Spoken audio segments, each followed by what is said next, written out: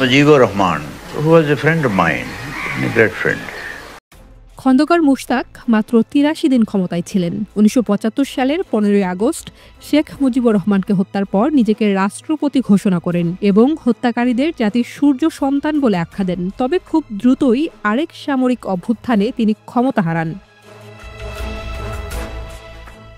১৯৭৬ সালে তিনি ডেমোক্রেটিক লীগ নামে নতুন রাজনৈতিক দল প্রতিষ্ঠা করেন। এরপর দীর্ঘদিন কারাবন্দী থাকলেও তা শেখ মুজিব হত্যা মামলায় নয়, বরং দুটি দুর্নীতির মামলায়। আদালত তাকে ৫ বছরের কারাদণ্ড দেয়। ১৯৮০ সালের ২৬ মার্চ স্বাধীনতা দিবস উপলক্ষে প্রেসিডেন্ট জিয়াউর রহমান কয়েকজন বিশিষ্ট রাজনৈতিক নেতাকে মুক্তি দেন। তাদের মধ্যে ছিলেন ডেমোক্রেটিক লীগের প্রধান খন্দকার মুশতাক আহমদ, জাসদ সভাপতি মেজর এম এ জলিল, সাধারণ সম্পাদক আসম আব্দুর রব এবং জাসদের তাত্ত্বিক নেতা সিরাজুল আলম খান।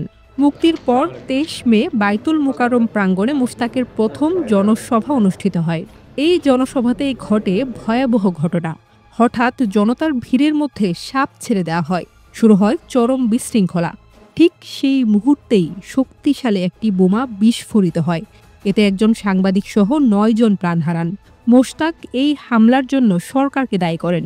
ওই ঘটনার পর থেকেই তিনি কার্যত রাজনীতি থেকে নিজেকে সরিয়ে নেন। ১৯৭৯ সালের জাতীয় নির্বাচনে মোট ২৯টি দল অংশ নেয়।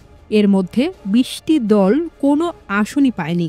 উল্লেখযোগ্য দলগুলোর মধ্যে জেনারেল ওসমানীর জনতা পার্টি এবং খন্দকার মুশতাকের ডেমোক্রেটিক লীগ নির্বাচন বর্জন করে। এভাবেই খন্দকার মুশতাকের রাজনৈতিক যাত্রার সমাপ্তি ঘটে।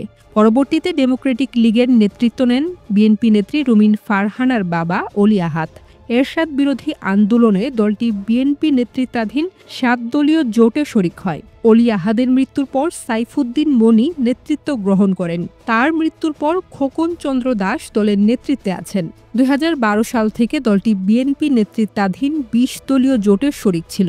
২০২২ সালে সেই জোট বিলুপ্ত হলে দলটি জাতীয়তাবাদী সমমনা জোটে যুক্ত হয়।